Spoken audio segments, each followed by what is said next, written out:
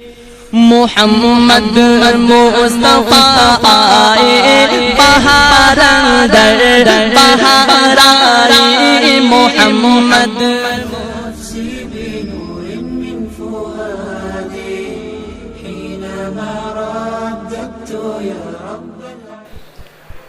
السلام علیکم ورحمۃ اللہ وبرکاتہ۔ بسم اللہ الرحمن الرحیم۔ الحمد للہ وکفى وسلام علی عباده الذین اصطفى اما بعد۔ الحمد للہ رب العالمین والعاقبة للمتقین والصلاة على رسوله محمد وعلى آله وأصحابه أجمعين۔ رب اشرح لي صدري ويسر لي أمري واحلل عقدة من لساني يفقهوا قولي۔ رب يسر ولا تعسر وتمم بالخير۔ ربي زدني علما ربي زدني علما اللهم ربي زدني علما والحقني بالصالحين۔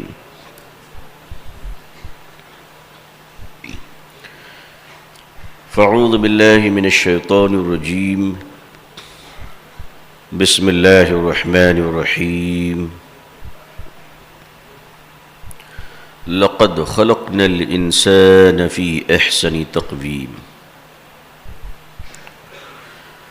صدق الله العظيم وصدق رسوله النبي الأمي الكريم۔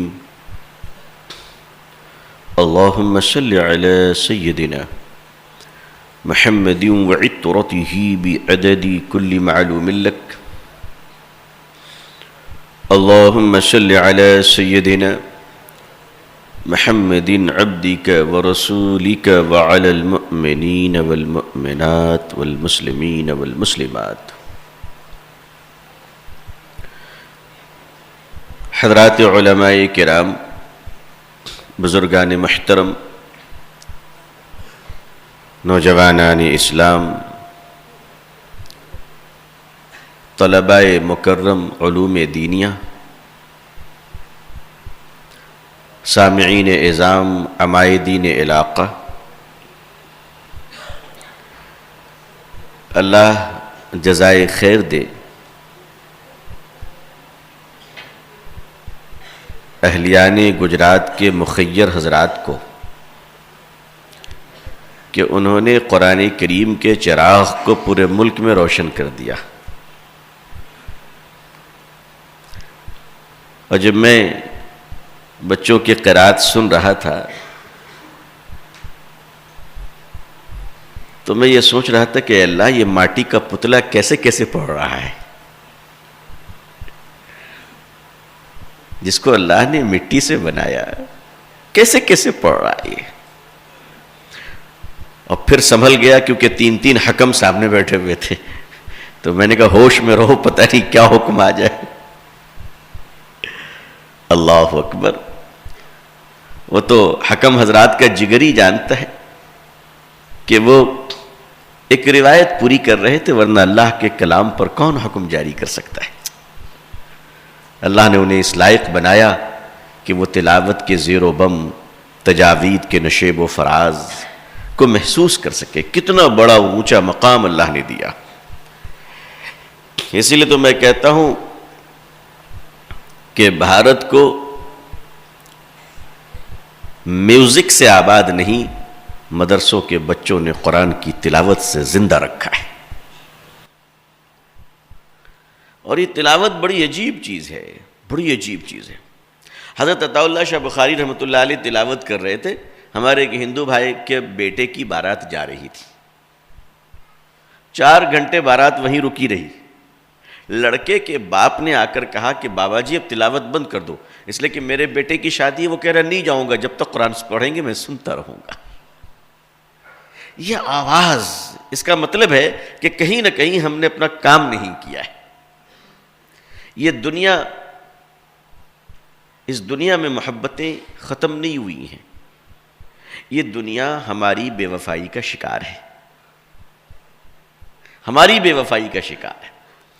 دیکھیے میں کچھ باتیں کہہ جاتا ہوں، شاید اس کو کہنے کے لیے بھی دیوانگی چاہیے، ہوش مند آدمی تو بہت حساب کتاب کرے گا کہ اس کو کہنے کے بعد کیا ہونے والا ہے، اس لیے دعا کرو کہ ایک آدھ دیوانہ ایسا بھی رہے جو پہلے کہتے بعد میں حساب کرے،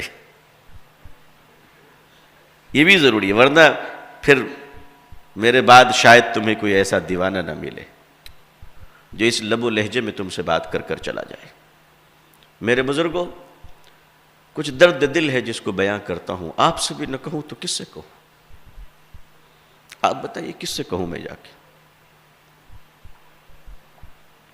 ہم جس ماحول میں ہیں اس ماحول کو سمجھ لیجئے، اگر آج آپ سمجھ لیں گے تو آنے والے 500 سال کے لیے آپ کی نسلیں محفوظ ہو جائیں گی انشاءاللہ،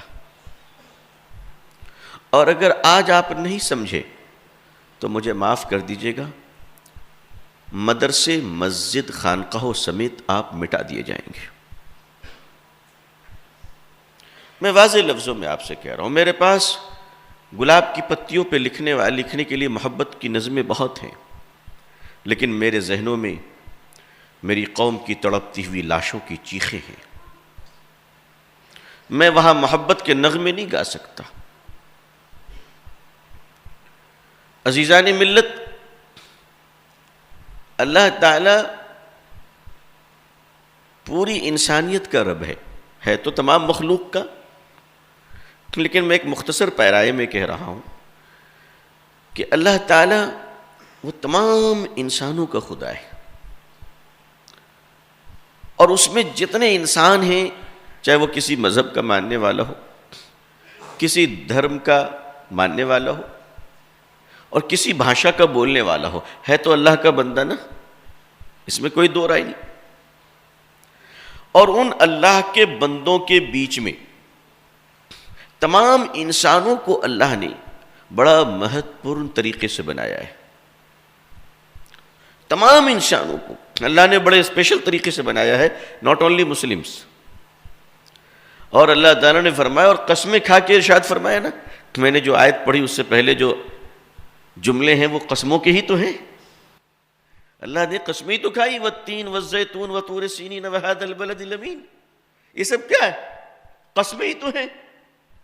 لقد خلقنا الانسان فی احسن تقویم، مدعی گفتگو نص کلام یہ ہے کہ میں نے منش سے زیادہ پیارا، منش سے زیادہ اچھا اور منش سے زیادہ ملیبان میں نے اس دھرتی پہ کسی کو جنم ہی نہیں کیا ہے۔ میں نے اس مٹی پر، اس دنیا میں انسان سے زیادہ قیمتی کسی کو نہیں بنایا۔ یہ میں نہیں کہہ رہا ہوں، یہ فلاسفر نہیں کہہ رہے، یہ بنانے والا خود کہہ رہا ہے، یہ بنانے والا خود کہہ رہا ہے۔ یہ کریٹر اپنے کریشن کے بارے میں جو ڈسکوری دے رہا ہے وہ یہ کہ میں نے انسانوں کو سب سے اچھا بنایا، کہ الحمدللہ ہم لوگ بھی انسانوں میں ہیں۔ اچھا، جو انسان ہے وہی الحمدللہ کہیں؟ اچھا ماشاءاللہ، اتنے سارے انسان بیٹھے ہوئے یہاں پہ، تو اتنی دیر سے کیوں نہیں بولے؟ میں کنفیوز ہو رہا تھا کہ انسان کتنے ہیں۔ اللہ نے انسانوں کو سب سے قیمتی بنایا۔ کس سے قیمتی بھائی؟ امریکہ سے زیادہ قیمتی، جاپان سے زیادہ، کون ہے؟ انسان۔ اچھا، سورج سے زیادہ قیمتی انسان۔ اب تو ماشاءاللہ بہت ساری مریخ اور خلا پہ بھی لوگ جا رہے ہیں، ہے نا؟ اللہ نے چاہا تو وہاں بھی پہلا مدرسہ کوئی گجراتی کھولے گا انشاءاللہ، اس لیے کہ اب وہاں بھی آبادی اور مدرسہ تو چاہیے نا بھائی، بنا مدرسے کے کام کہاں چلنے والا؟ وہاں بھی کوئی موجود رہیں گے، اور بعد میں امریکی سائنٹسٹ جائیں گے کہ ay man what are you doing here, وہ رسید نکالے گا کہ ڈوئنگ بعد میں، پہلے 200 روپے چندہ دو، تنخواہ باقی ہے ہماری، اوپر آنے کا ٹیکس، جہاں بھی جاؤ وہاں تمہیں ایک ٹیکس دینا پڑے گا۔ یہ تو اللہ جزائے خیر دے مولویوں کو کہ اس نے مسلمانوں کی بخیلی دور کر رکھی ہے۔ ورنہ مسلمان اتنا بخیل بن جائے تو اللہ کا شکر ہے گھر میں پہنچ جاتا ہے اور کھاتا پیتا ہے, چائے بھی پیتا ہے, پیسے بھی لیتا ہے. ہاں, جو کہتا ہے میں مولویوں سے بات نہیں کروں گا, اس سے بھی 2000 نکال کے لاتا ہے, اور اس سے الگ لیتا ہے, اس کی بیوی سے الگ لیتا ہے. کہتا تمہاری جنت الگ رکھنی ہے, اسی کے ساتھ رہنی ہے. کہتا نہیں میرا الگ روم. کہتا تو پھر الگ چندہ دو. تو اللہ کا شکر ہے, آپ دیکھیے یہاں مولوی لوگ تو اپنی بیوی کو ہدیہ نہیں دیتے, الحمدللہ یہاں بیویاں ہدیہ بھیج رہی ہیں اپنے شوہروں کے لیے. ہیں بولو بھیج رہی کہ نہیں بھیج رہی؟ وہ اصل میں اعلان تھا ہم لوگوں کے لیے کہ سدھر کے رہو, تم لوگ بھی دینا سیکھو. وہ شوہر کے لیے صرف ہدیہ نہیں تھا, یہاں جتنے لوگ بیٹھے ہوئے تھے ان سب کے لیے الارم تھا کہ دیکھو اگر تم ہدیہ نہیں دو گے تو ہم بھیج کر تمہاری غیرت کو جگائیں گے. مطلب یہ کہ اگر تم سے ملک نہیں سنبھلا تو میدانوں میں ہم بیٹھ کر بھارت کو سنبھالیں گے. بات سمجھ میں آ گئی؟ عزیزان ملت, ہونا تو یہ چاہیے کہ ہمارے اکابرین کو جو لفافے ملتے ہیں اس میں اپنی ان کی بیگم کا بھی شیئر ہونا چاہیے. اللہ تعالیٰ جزائے خیر عطا فرمائے. یہ ایک اچھی نفیس روایت لگی ماشاءاللہ, اچھا لگا کہ ایک خاتون نے اپنے شوہر کے لیے ہدیہ بھجوا کر قرآن کی عظمت کو سلام کیا, قرآن کی عظمت کو سلام کیا, اور وہ یہ بتا دی کہ اچھا قرآن کوئی بھی پڑھنے والا ہو ہم اس کا اکرام کریں گے. جتنا دین مردوں کے لیے اتنا ہی دین عورتوں کے لیے ہے یا نہیں ہے؟ مردوں کے لیے بھی دین ہے اور عورتوں کے لیے بھی دین ہے. عزیزان مکرم, اللہ تعالیٰ نے سب سے زیادہ قیمتی انسان کو بنایا, مانو کو بنایا. انسان میں ہمارے مودی صاحب بھی آتے, بولو آتے کہ نہیں آتے؟ تو وہ مہان ہیں, مہان ہیں, ہم ان کا سمان کرتے ہیں, وہ دیش کے پردھان منتری ہیں. ایک چیز یاد رکھیے گا, یہ میں آپ کو مدرسے میں بتا کر جا رہا ہوں, یہ اسلام کا حکم ہے کہ منصب پر بیٹھے ہوئے لوگوں کی عزت ہونی چاہیے. ہونی چاہیے کہ نہیں ہونی چاہیے؟ تو سمان ہم سب کی کریں گے. ویچارک مت بھید, ڈفرنس آف اوپینین ہونے کے باوجود یہ اسلام کا آدیش ہے کہ ہم اونچے پدوں پر بیٹھے ہوئے لوگوں کا سمان کریں گے. کریں گے انشاءاللہ. ہم تو سمان امریکی صدر جو ڈونلڈ ٹرمپ ہے, جو دن بھر بندر کی طرح ناچتے رہتے ہیں, ہم ان کی بھی عزت کرتے ہیں. بولو کرتے کہ نہیں کرتے؟ ہم ان کی بھی عزت کرتے ہیں. تو جہاں تک عزت کرنے کا مسئلہ ہے, سمان کرنے کا معاملہ ہے, ہم آپ کو یقین اور وشواس دلاتے ہیں کہ اپنے بھارت کے پدوں پر بیٹھے ہوئے لوگوں کا ہم سمان کرتے ہیں اور کریں گے. آپ کے ڈر سے نہیں, اسلام کے آدیش سے کریں گے. اس لیے اچھی طرح سمجھ لیجئے کہ سمان کرنا یہ ہمارے مدرسوں سے ہمیں سکھایا جاتا ہے, مدرسوں سے سکھایا جاتا ہے. دیش پریم, دیش بھکتی, بھارت سے محبت کرنا, یہ ہمیں کسی بڑے فلاسفر نے نہیں سکھایا ہے, یہ ہمارے مدرسے کے استاد اور مولویوں نے ہمیں سکھایا ہے. دیش کے لیے مرنا یہ ولیدان ہے, یہ ہمیں کسی کوی نے نہیں, یہ اللہ کے رسول نے اور قرآن نے سکھایا ہے صلی اللہ علیہ وسلم. حضرت شیخ الاسلام حضرت مولانا مدنی رحمۃ اللہ علیہ, لوگ یہ نہ سمجھیں کہ ہم لوگ کم وولٹیج کے ہوتے ہیں. تلوار کے خوف سے سر جب نہیں جھکا تو کسی کے قلم کے خوف سے زبان حق بیان کرنے سے کیا مجبور رہے گی. عزیزان ملت یاد رکھیے گا, دیش پریم یہی مدرسوں کے بنیاد میں شامل ہے. بھارت میں جب تک مدرسے زندہ ہیں بھارت کی محبت بھی زندہ رہے گی, اور اگر مدرسہ ختم ہو گیا تو دیش سے پیار کرنے والے ختم ہو جائیں گے, اس لیے کہ یہاں تو بیچنے والے لوگ موجود ہیں جو ملک کا سودا کر رہے ہیں. حضرت شیخ الاسلام حضرت مولانا حسین احمد مدنی رحمۃ اللہ علیہ, نام سنا ہے کہ نہیں سنا ہے؟ ہمیں ابھی ذاکر حسین صاحب کی تاریخ سنائی جا رہی تھی نا, مولانا آزاد کی, اور کن کی؟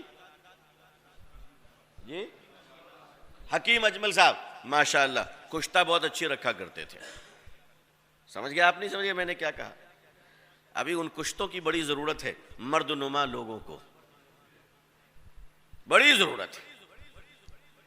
عزیزان ملت, آزادی کی روح اور بھارت کے سوتنترتا کا پیار اور محبت اور انگریزوں کے خلاف جہاد کا فتویٰ ان مدرسوں نے دیا تھا، کوئی کلب نے نہیں دیا تھا، کوئی تھیٹر نے نہیں دیا تھا، کوئی یونیورسٹی نے نہیں دیا تھا، مدرسوں نے دیا تھا۔ مولانا حسین احمد مدنی رحمت اللہ علیہ نے فتویٰ دیا۔ یہ جو فتویٰ ہے نا، ٹی وی میں اینکر فتویٰ کھیلتے ہیں، ان کو تو پتہ بھی نہیں کہ فتویٰ کیا چیز ہے۔ ان کے گھر میں ان کی بیوی ان کو جھاڑ کے چپل مار کے بھیجتی ہے تو یہ آ کے ٹی وی میں غصہ اتارتے ہیں۔ یہ اینکر تھوڑی نہیں تو بھینکر ہیں، ان کو بولنا آتا ہے؟ ارے بولنے کا سلیقہ سیکھو، ہمارے مدرسوں کے بچوں سے شالینتا سیکھ لو۔ ہمیں مدرسوں میں کیا سکھایا گیا؟ میں جامعہ رحمانی خانقاہ منگیر بہار کا سیمنٹڈ پروڈکٹ ہوں ماشاءاللہ، میں پکا مدرسے کا ہوں۔ وہاں میں سکھایا گیا، وہاں مدرسوں میں سوامی جی لوگ آیا کرتے تھے۔ حضرت مولانا سید شاہ منت اللہ رحمانی رحمت اللہ علیہ مجاہد آزادی، حضرت سے ملنے کے لیے وہاں ہمارے سوامی جی آچاریہ جی آیا کرتے تھے۔ تو ہم لوگوں کو یہ سکھایا گیا تھا کہ سوامی جی اور آچاریہ جی جو اپنی کھڑاون پہنا کرتے تھے، وہ لکڑی کی جو ہوتی ہے، کھڑاون اتار کر جب اندر جائیں تو ہم مدرسے کے بچے سوامی جی کے کھڑاونوں کو سیدھا کر کے رکھا کرتے تھے۔ آپ ہمیں بتائیں گے دیش بھکتی کیا ہے؟ آپ کی یونیورسٹی میں تو پروفیسر کو کھچ کر بچے مارتے ہیں۔ ہم اپنے مدرسوں میں اپنے بڑوں کی جوتیاں سیدھی کرنا سکھاتے ہیں، جبکہ یونیورسٹیوں میں بچوں کو جوتے مارنا سکھایا جاتا ہے۔ اس لیے عزیزان ملت، یہ مدرسے ٹاٹ پہ بیٹھے ہوئے ان فقیروں کی جماعت ہے جو قلندر ہے، آج آئے دیش بچانے کے لیے تو جان کا نذرانہ پیش کر دیا کرتے ہیں اور بغیر تنخواہ کے پیش کیا کرتے ہیں۔ حضرت شیخ الاسلام مولانا حسین احمد مدنی رحمت اللہ علیہ نے فتویٰ دیا کہ انگریزوں کی نوکری کرنا حرام ہے، انگریزوں کی نوکری کرنا حرام ہے کوئی ماں کا لال کچا چٹھا کھول دوں؟ کس نے کیا کہا تھا؟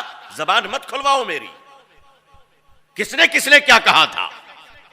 میں جانتا ہوں اتہاس کو، ایسا نہیں، میں ان تاریخوں کو جانتا ہوں، تاریخ میں چھپے ہوئے آستینوں کے سانپ کو جانتا ہوں، تھیلے میں بیٹھے ہوئے سوراخ کرنے والے دیش کے چوہوں کو جانتا ہوں۔ فرمایا کہ انگریز کی نوکری کرنا حرام ہے۔ عدالت سے سمن آ گیا، مولانا حسین احمد مدنی رحمت اللہ علیہ لاہور کی کورٹ میں پہنچتے ہیں، انگریز کی عدالت۔ جج پوچھتا ہے، حسین احمد آپ نے انگریزوں کی نوکری پر کرنے سے منع کرنے کا فتویٰ دیا ہے؟ مولانا حسین احمد مدنی فرماتے دیا ہے کیا؟ دے رہا ہوں۔ سنو، ارے جگر چاہیے، بیوی کی ڈانٹ پر رشوت وصولنے والے لوگوں، تم کیا جانو جگر کسے کہتے ہیں؟ رشوت خورو، تم کیا جانو ہمت کسے کہتے ہیں؟ ارے مانوتا کا سمان کسے کہتے ہیں؟ آؤ میں تمہیں بتاتا ہوں مانوتا کیا چیز ہوتی ہے، آدرش کیا چیز ہوتی ہے۔ عزیزان ملت، مانوتا اسے کہتے ہیں۔ کبھی پڑھو بھگوت گیتا، ہمارے لوگ ہیں ماہر پڑھنے والے، کبھی پڑھ کر دیکھو۔ اسی لیے میں کہتا ہوں کہ ہمارے بھارت کو پاکھنڈی اور کرمنل نیتا کی ضرورت نہیں ہے، اس دیش کو پوتر بھگوت گیتا کی ضرورت ہے۔ ہم نے قرآن کریم کے ساتھ ساتھ بھگوت گیتا کو بھی پڑھا ہے، تب ہم اس نتیجے پہ پہنچے۔ شیخ الاسلام مدنی رحمت اللہ علیہ فرماتے دیا تھا کیا؟ میں دے رہا ہوں کہ انگریز کی نوکری کرنا بھارتی لوگوں کے لیے ناجائز ہے۔ یہ جرت ہم ان بزرگوں کے وارث ہیں میاں جو انگریز کی عدالت میں بھی ٹھوک بجا کر آیا کرتے تھے۔ فرمایا کہ حسین احمد جانتے ہو اس کا انجام کیا ہوگا؟ فرمایا جانتے ہو پوچھ رہے ہو؟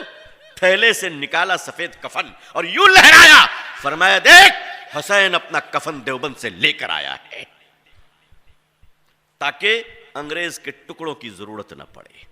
ہم نے وہ دیش بھکتی ہے، ہم نے دیش بھکتی وہاں سے سیکھا ہے۔ دیکھو دیش کو کیسے بچایا جاتا ہے۔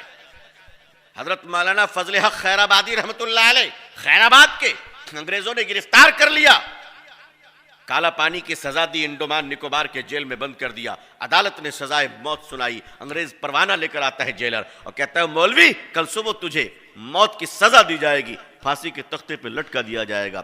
مولانا فضل حق خیر آبادی کہتے ہیں شکر ہے کہ فضل حق بھارت کی مٹی کی آبرو پر مر رہا ہے، سودا نہیں کر رہا ہے۔ یہ مسکراہٹ انگریز کے جیلر کو پسند نہیں آیا۔ اس نے کہا میں تجھے ہنستے ہوئے تو جانے نہیں دوں گا، جانے سے پہلے رلاؤں گا۔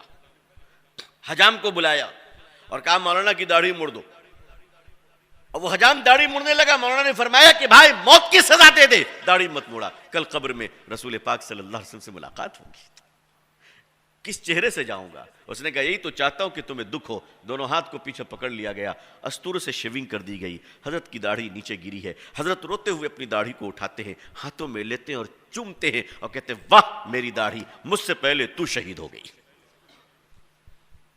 مجھ سے پہلے تو شہید ہو گئی۔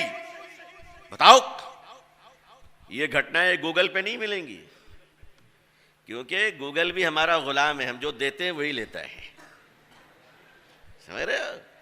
کبھی ہم گوگلوں سے بھی پوچھ لو سچائی کیا ہے۔ یہ گوگل بابا ہم کو معلوم ہے کتنا خوبصورت بابا ہے، یہ اس نے پتہ نہیں کیا کیا لکھ کے رکھا ہے۔ یہ سب یوٹیوب میں نہیں ملتا ہے بھائی، یہ سب دل کے ٹیوب میں ملتا ہے، یہ سب گوگل میں نہیں ملتے ہیں، یہ سب سچ بولنے والے جاننے والوں کے پاس ملتا ہے۔ کبھی سچوں کے پاس بیٹھو، کونوا مع الصادقین، قرآن نے کہا ہے کہ نہیں کہا ہے؟ اچھا بھائی، یہ قرآن نے جو کہا ہے یہ حضور صلی اللہ علیہ وسلم کے زمانے کے لیے کہا ہے یا قیامت تک کے لیے کہا ہے؟ کونوا مع الصادقین قیامت تک کے لیے ہے نا؟ اچھا یہ حکم ہے نا، یہ امر ہے کہ نہیں ہے؟ کیا فرماتے ہیں علماء کرام؟ میں کم پڑھا لکھا آدمی ہوں، آپ لوگ بتائیے، یہ حکم ہے کہ نہیں ہے؟ اچھے کے ساتھ سچوں کے ساتھ رہو، یہ حکم ہے تو قیامت تک کے لیے ہے۔ اس کا مطلب ہے کہ اللہ کا ولی قیامت تک رہے گا۔ کیوں رہے گا کہ نہیں رہے گا؟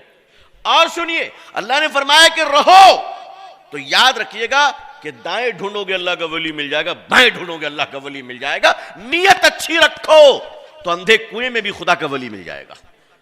لوگ کہتے ہیں آج کل اللہ کا ولی نہیں ملتا، معاف کیجیے گا، اندھے کو تو سورج بھی نظر نہیں آتا ہے، اندھوں کو تو سورج بھی نظر نہیں آتا ہے۔ اللہ کا ولی وہ تھوڑی نہ ہوتا ہے جو آدھا ننگا ہو، چمٹا لے کے گھومے، ہاتھ میں چیلم ہو، اس کے اندر گانجا ہو، اور پھر کہے لگے دم مٹے غم کمائے دنیا کھائے ہم، بھیج مالک عقل کا اندھا چل جائے اپنا دھندا، اگربتی کی راکھ موڑ موڑ کر دے۔ نہیں، اللہ کا ولی وہ ہے جو حضور صلی اللہ علیہ وسلم کی سنت پر چلنے کی کوشش کرتا ہو۔ 100% چلنے کا دعویٰ تو کوئی نہیں کر سکتا، لیکن چلنے کی کوشش کرتا ہو۔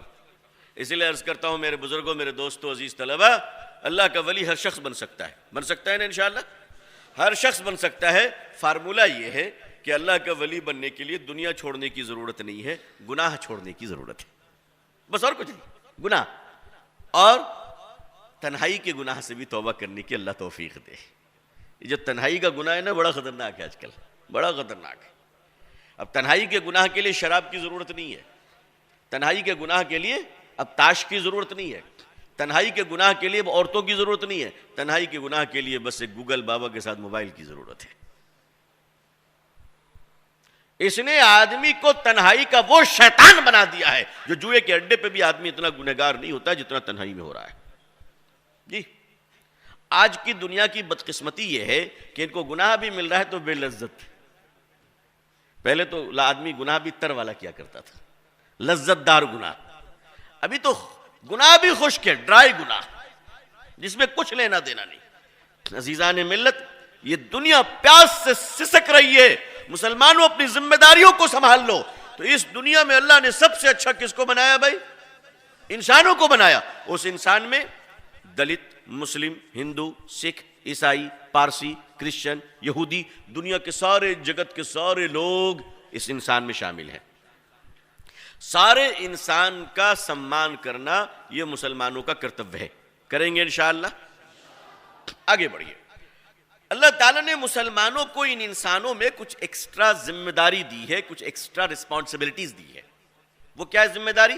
کنتم خیر امۃ اخرجت، اچھا للناس، اچھا میں اس کو للمسلمین سمجھ رہا تھا، اچھا ماشاءاللہ للناس ہے نا، تو للناس میں وہ سارے انسان آ جاتے ہیں نا جو لقد خلقنا الانسان میں آتے ہیں، آتے ہیں کہ نہیں آتے؟ للناس، کیا بات ہے، آپ نے تو ذہن کے دروازے کھول دیے ماشاءاللہ، تمام انسانوں کے لیے۔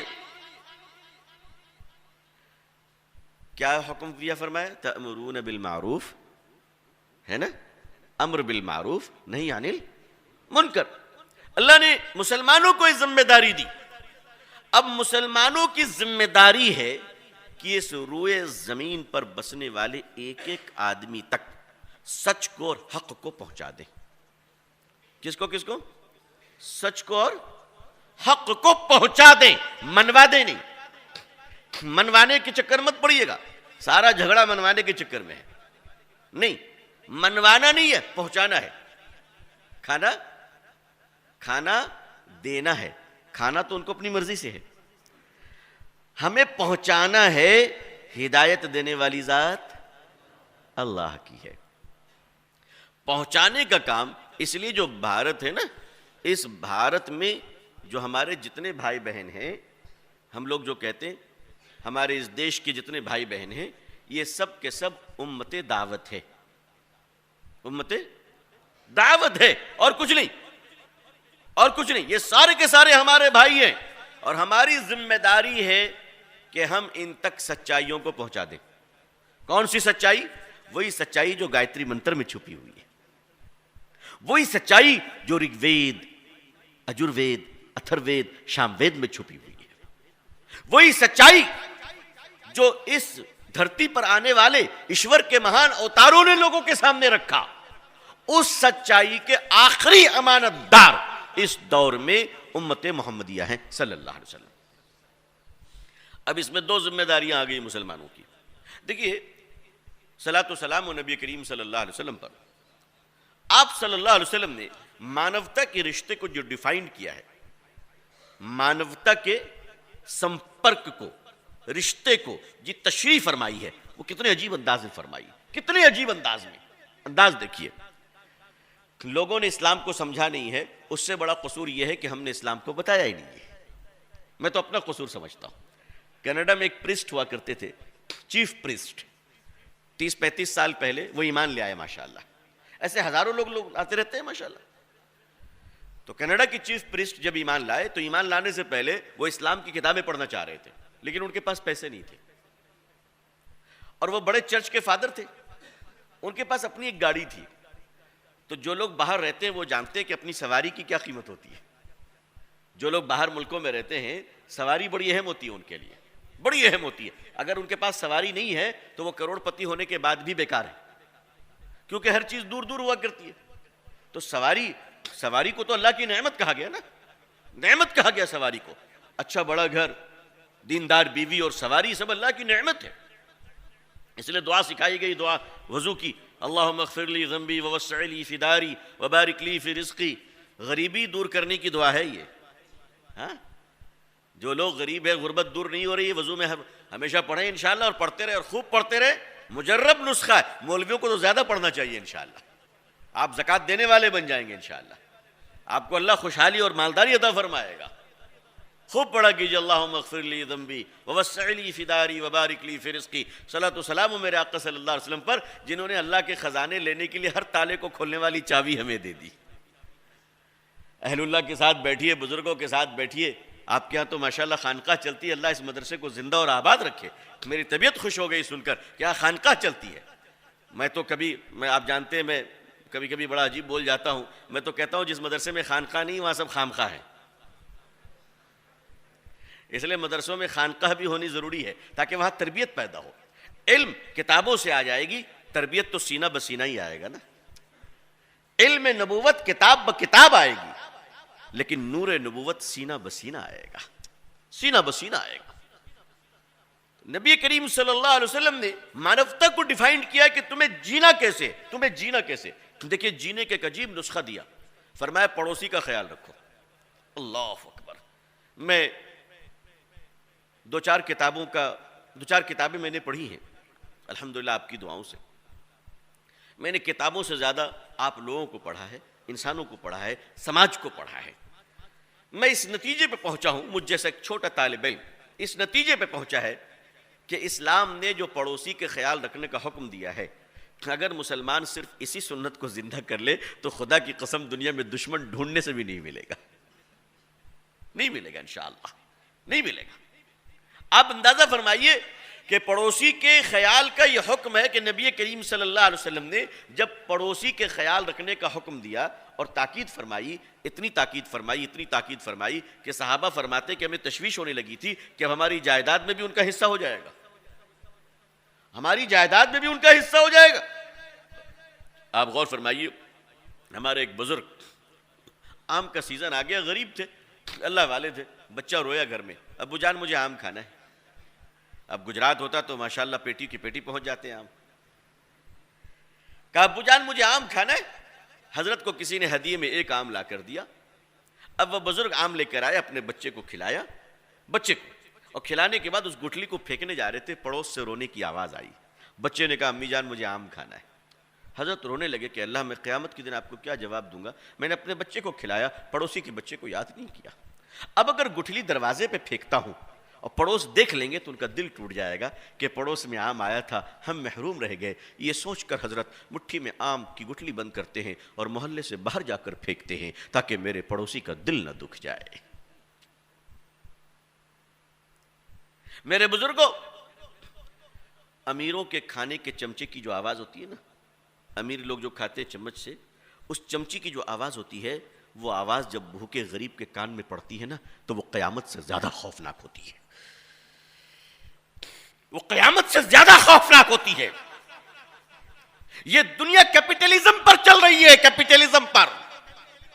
یہ پوری دنیا کی دولت 3% لوگوں کے پاس ہے، پوری دنیا کی دولت۔ پوری دنیا کی دولت میں 97% دولت صرف 3% لوگوں کے پاس ہے، اور وہی 3% کے لوگ پہلے وائرس چھوڑتے ہیں، بعد میں دوا چھوڑتے ہیں، پہلے گولیاں مارتے ہیں، بعد میں کفن بیچتے ہیں۔ اسلام اس کیپٹلزم کے خلاف ہے۔ اسلام کہتا ہے نہیں، مسلمانوں تمہاری روٹیوں پر تمہارے پڑوسی کا بھی حق ہے، مسلمانوں تمہارے پانی پر تمہارے پڑوسی کا حق ہے، مسلمانوں تمہارے خزانے پر تمہارے پڑوسی کا حق ہے، مسلمانوں تم پر تمہارے پڑوسی کا حق ہے۔ یہ کس نے فرمایا؟ رسول اکرم صلی اللہ علیہ وسلم۔ اپنے پڑوسی کے ساتھ حسن سلوک شروع کر دیں انشاءاللہ۔ امام اعظم ابو حنیفہ رحمۃ اللہ علیہ کے ایک پڑوسی جو ہے وہ موچی تھا، دن میں جوتے سیتا تھا اور رات میں پی لیتا تھا، اور پی کر وہ موسیقی بجایا کرتا تھا۔ اس نے مجھے ستایا، اس نے مجھے نقصان دیا، نظم پڑھا کرتا تھا۔ امام صاحب رحمۃ اللہ علیہ رات بھر تفقہ فی الدین کا کام کیا کرتے تھے، ڈسٹرب ہوتا تھا، لیکن امام صاحب نے کبھی روکا نہیں۔ شاگردوں کو غصہ ہے کہ کم وقت امام صاحب کا پڑوسی ہو کر ایسا کرتا ہے، اٹھا کے جیل میں ڈلوا دیا۔ دوسرے دن آواز نہیں آئی، امام صاحب نے خبر لی میرا پڑوسی کہاں گیا، لوگوں نے کہا ڈلوا دیا اس کو سبق سکھانے کے لیے۔ فرمایا میرے پڑوسی کو تم سبق سکھاؤ گے، مجھے تکلیف نہیں، تمہیں کیا تکلیف۔ امام صاحب گئے اس کی ضمانت لینے کے لیے، اسے چھڑا کر لائے اور فرمایا کیوں بھائی، میں نے تمہیں نقصان تو نہیں پہنچایا؟ اس نے پینا چھوڑ دیا، توبہ کر لی، اور صرف توبہ نہیں کیا، امام صاحب کا بڑا زبردست شاگرد بنا۔ پڑوسی، نبی کریم صلی اللہ علیہ وسلم نے جو پڑوسیوں کے خیال رکھنے کا حکم دیا ہے، مسلمانوں اس دیش میں ہمارا سب سے بڑا پڑوسی ہمارے ہندو بھائی ہیں۔ کیا خیال آپ لوگوں کا؟ صحیح ہے؟ بس میں ہمارے پڑوسی، ٹرین میں پڑوسی، فلائٹ میں پڑوسی، دکان میں پڑوسی، کاروبار میں پڑوسی، بولو پڑوسی ہے کہ نہیں ہے؟ ان پڑوسیوں کا خیال رکھنا کس کی ذمہ داری ہے؟ ہم مسلمانوں کی ذمہ داری ہے، رکھیں گے انشاءاللہ۔ جب آپ سڑک پہ چلے، راستے پہ چلے تو کس طرح خیال رکھیں؟ ہمارے کلکتے سے ایک ٹرین چلتی ہے پوروا ایکسپریس، اس کو ڈیلکس بھی کہتے ہیں، اس میں ایک اللہ والے چل رہے تھے، دلی جانا تھا، گرمی کا زمانہ تھا، تو گرمی کے زمانے میں ہمارے ٹرین میں جو اے سی ڈبے ہوتے ہیں اس میں بڑی پیک ہو جاتی ہے ویٹنگ۔ ایک تو ہمارے دیش میں بیماری ہے ویٹنگ لسٹ کی، اللہ جانے بیماری کب ختم ہوگی، یہ بڑی عجیب بیماری ویٹنگ لسٹ۔ آپ کیوں میں ہیں، خدا جانے آپ کا کیوں کون ختم کرے گا، امبانی جی ختم کریں گے یا رحمانی جی ختم کریں گے؟ ہم دونوں ایک ہی ہیں، تھوڑا سا فرق ہے، وہ ہواؤں پہ ہیں، ہم زمین پہ ہیں۔ کون کیوں ختم کرے گا؟ اس میں اللہ والے جا رہے تھے، اب اے سی 2 ٹائر کی ٹکٹ تھی، ان کی برتھ کنفرم تھی، جو مسلمان بزرگ تھے ان کی برتھ کنفرم تھی، وہ اپنے نیچے کے برتھ پہ لیٹے ہوئے تھے۔ اور بہت سارے لوگ اپنے بچوں کے ساتھ تھے، بیوی کے ساتھ تھے، فیملی کے ساتھ تھے، ٹکٹ کنفرم نہیں، کیا کریں گے؟ اسی میں داخل ہو گئے، نیچے بیٹھے ہوئے، باتھ روم کے پاس بیٹھے ہوئے، جو ہوتا ہے ہمارے دیش میں۔ یہ بڑی افسوسناک بات ہے۔ ایک سوامی جی داخل ہوئے 70-75 سال کے، ان کی بھی ٹکٹ کنفرم نہیں، بوڑھے آدمی تھر تھرا رہے، کانپ رہے ہیں۔ سارے دھرم کا پیار، سوامی جی کا آدر سمان باری ہوتا ہے، جب دینے کا کچھ آتا ہے نا تو پیچھے ہٹ جاتا ہے۔ اپنی برتھ دو، پتہ چلے کتنی دیش بھکتی ہے۔ ان کو کوئی بیٹھنے نہیں دے رہا ہے، سب آشیرواد ہی لے رہے ہیں، سب آشیرواد لے رہے ہیں، کوئی دے نہیں رہے۔ حضرت اٹھے اپنی جگہ سے اور سوامی جی کو لے آئے، کہا آپ میرے پتا سمان ہیں، آپ آئیے میرے برتھ پہ بیٹھیے۔ بیٹھ گئے، سکون ملا، ایسی چلی، ٹھنڈک ملی، بہت دعائیں دی، آشیرواد دیا۔ سارا پوگی دیکھ رہا ہے کہ کیا ہو رہا ہے، بھارت دوبارہ زندہ ہو رہا ہے۔ ایک مولانا نے سوامی جی کو بلا کر بٹھایا، کہا یہ دیش ہے۔ اب جب بٹھا دیا، دن گزر گیا، مولانا نے کہا کہ آپ جو کھانا چاہیں مجھے بتائیں، میں باہر سے لا کر دوں گا، پانی کی تازہ بوتل ہے، آپ لے لیں، آپ آرام سے رہیں، کوئی دقت نہیں ہوگی آپ کو، میں آپ کی سیوا میں ہوں۔ دن گزر گیا، رات تو رات ہوتی ہے، دو آدمی وہ بھی ایجڈ ایک برتھ پہ نہیں لیٹ سکتے، تو سوامی جی نے کہا میں تو نیچے سوؤں گا۔ مولانا نے فرمایا نہیں، اگر آپ نیچے سوئیں گے تو اوپر والا مجھ سے ناراض ہو جائے گا، آپ ہمارے بڑے ہیں، دھارمک آدمی ہیں، آپ اوپر سوئیں، میں نیچے سوتا ہوں۔ سوامی جی بھی بہت غیرت مند آدمی تھے، انہوں نے بہت کوشش کی کہ نہیں میں نیچے سو جاؤں، وہ بھی اچھے آدمی تھے۔ مولانا نے کہا کہ نہیں آپ اوپر سوئیں گے۔ جب اوپر سوئے وہ، تو رات میں تھوڑی دیر کے لیے مولانا ان کے پاؤں داب رہے تھے، پاؤں داب رہے تھے۔ بہرحال مختصر یہ کہ جب صبح ہوئی، ان کو الہ آباد میں اترنا تھا، سوامی جی کے لیے بڑے ششیہ لوگ آئے تھے جو جے جے کا نعرہ لگا رہے تھے، رات کیسی گزری ان کو کیا پتا ہے۔ ہم لوگوں کو تو فریش چاہیے نا، ہم لوگ چمتکار کو نمسکار کرتے ہیں، لوگوں کے کام نہیں آتے، بوڑھی ماں کی سیوا نہیں کرتے، باہر میں اگر کوئی راکھ بانٹ رہا ہو تو اس کے لیے لائن میں لگ جاتے۔ سوامی جی جب صبح اٹھے تو مولانا تھیلا پکڑے ہوئے دروازے تک گئے چھوڑنے کے لیے، اپنے لوگوں کو سوامی جی نے دیکھا اور مولانا کو دیکھا، کاندھے میں ہاتھ دی، سینے سے لگایا اور کان میں کہا بیٹا اگر چھوٹے محمد کا یہ حال ہے تو بڑے محمد کا حال کیا رہا ہوگا، صلی اللہ علیہ وسلم، بڑے محمد کا حال کیا رہا ہوگا۔ بڑے محمد کا حال یہ رہا صلی اللہ علیہ وسلم کہ میرے آقا صلی اللہ علیہ وسلم تشریف لے جا رہے، گشت کر رہے ہیں، شام میں سورج ڈوبنے کو ہے، ایک 80 سال کا بوڑھا پانی کا مشکیزہ کاندھے پر لیے ہوئے پانی بھر رہا ہے، چل نہیں پا رہا ہے، گھٹنے پھوٹ چکے ہیں، سر سے خون آ رہا ہے، ہاتھ کی کہنیاں ٹوٹ چکی ہیں، اور وہ پانی لے کر جا رہا ہے اور عربی میں اشعار گنگنا رہا ہے جس کا ترجمہ یہ ہے کہ تجھ پر بڑا ظلم ہوا مگر کوئی تیرے ظلم پر آہ کرنے والا نہیں، تیرے درد کو کوئی بانٹنے والا نہیں، شاید تجھے پانی اگر پیاس لگے تو کوئی قطرہ بھی دینے والا نہیں۔ یہ سن کر میرے آقا صلی اللہ علیہ وسلم رحمت للعالمین صلی اللہ علیہ وسلم آگے بڑھتے ہیں اور ان کو گلے سے لگاتے ہیں کہ چچا اب کون ہو، اس پیرانہ سالی میں، اس پیرانہ سالی اور بزرگی کی اور ضعیفی کی عمر میں آپ اتنی محنت کیوں کر رہے ہو، آپ کون ہو چچا، شام ہونے والی ہے۔ وہ بوڑھا کہتا ہے بیٹا تو کون ہے، تو کیا جانے میرے درد کو، میں اسی درد کے ساتھ جینے کا عادی ہو چکا ہوں، اسی درد کے ساتھ مرنے کا عادی ہو چکا ہوں، مجھے نہ روک، میرا مالک بڑا ظالم ہے، اگر سورج ڈوبنے سے پہلے میں نے کھجور کے تمام درختوں میں پانی نہ ڈال دیے تو میرا مالک مجھے رات میں گھر جانے نہیں دے گا، میری بوڑھی بیوی رات میں میرے انتظار میں رہے گی اور میں نہیں جاؤں گا تو وہ بھوکی رہے گی، میرا مالک مجھے رات میں اونٹ اور گھوڑوں کے استبل میں ڈال دے گا، پوری رات مجھے ان کے پیشاب کے چھینٹے اور ان کے لات کھانے پڑیں گے، اسی لیے مجھے میرے کام سے نہ روک۔ میرے آقا صلی اللہ علیہ وسلم مسکرائے، ان کے پیشانی کو چوما اور کہا آپ بیٹھیے، آپ کا یہ مزدور کام کرے گا، اور مشکیزے میں میرے آقا پانی بھر بھر کر اس کے باغ میں ڈالتے ہیں، سورج ڈوبنے سے پہلے کام پورا کرتے ہیں اور فرماتے ہیں چچا گھر جائیے، کل آئیے گا، یہ مزدور آپ کو یہیں پہ نظر آئے گا، یہ مزدور آپ کو یہی نظر آئے گا۔ میرے بزرگوں، کسی قوم سے کوئی دشمنی نہیں، کچھ باتوں سے ہمیں اختلاف ہو سکتا ہے، کچھ ویچارک متبھید ہمیں ہو سکتے ہیں، لیکن یاد رکھیے گا جہاں تک مانوتا کے سمان کی بات ہے، مسلمانوں کھڑے ہو جاؤ اور دنیا کی ہر عورت کو اپنی ماں کا درجہ دے دو، چلتے پھرتے راہگیروں کے کام آنے شروع ہو جاؤ، تم اپنی نبی پاک صلی اللہ علیہ وسلم کی اس عظیم سنت کو زندہ کر دو، انشاءاللہ یہ ملک تمہیں سلام کرے گا اور تم اس ملک کے لیے شانتی کا سندیش بنو گے۔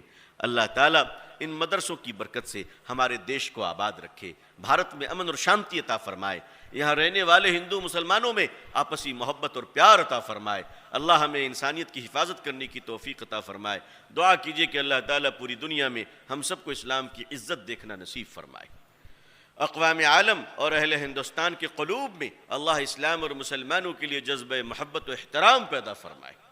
اللہ تعالی ہمیں اور آپ کو، ہم سب کے اہل و عیال کو اور پوری امت مسلمہ کو عزت، عافیت، سلامتی، خیر اور خوشحالی اور صحت کے ساتھ اللہ اسلام پہ زندگی، ایمان پر خاتمہ نصیب فرمائے۔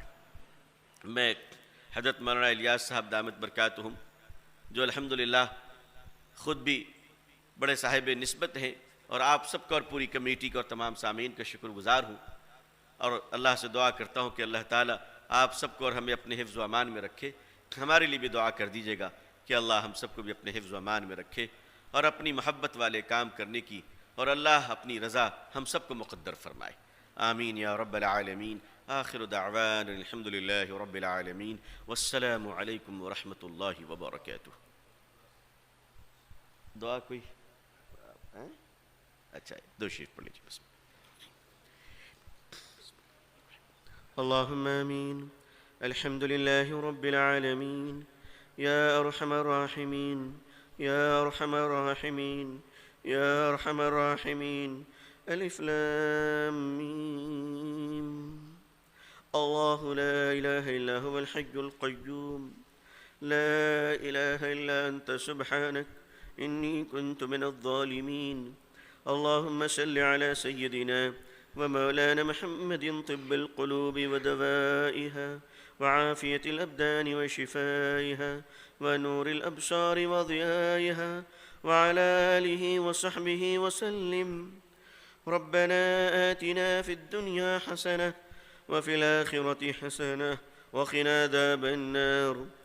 ربنا وادخلنا الجنة مع الأبرار، يا عزيز يا غفار يا رب العالمين۔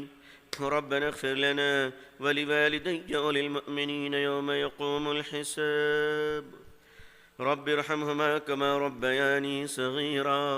اللهم إنا نجعلك في نحورهم ونعوذ بك من شرورهم۔ اللهم أحسن عاقبتنا في الأمور كلها وأجرنا من خزي الدنيا وعذاب الآخرة، يا رب لك الحمد كما ينبغي لجلال وجهك وعظيم سلطانك۔ اللهم إنا نسألك منك حب وحب من يحبك، اللهم إنا نسألك منك حب وحب من يحبك، اللهم إنا نسألك منك حب وحب من يحبك، اللهم إنا نسألك الصحة والعفة والأمانة وحسن الخلق والرضا بالقدر، اللهم احفظنا من كل بلاء الدنيا وعذاب الآخرة، اللهم اهدنا الصراط المستقيم، صراط الذين أنعمت عليهم من النبيين والصديقين والشهداء والصالحين، اللهم اكفنا بحلالك عن حرامك وأغننا بفضلك عمن سواك، اللهم تكفل لجميع حاجاتنا، اللهم وسع لنا في دارنا وبارك لنا في رزقنا، اللهم انصرنا على أعدائنا، اللهم انصرنا على أعدائنا، اللهم انصرنا على أعدائنا، اللهم ارزقنا رزقا حلالا حسنا واسعا طيبا مباركا فيه، ربنا تقبل منا إنك أنت السميع العليم وتب علينا إنك أنت التواب الرحيم، وصلى الله تعالى على خير خلقه محمد وعلى آله وصحبه أجمعين، سبحان ربك رب العزة عما يصفون وسلام على المرسلين والحمد لله رب العالمين۔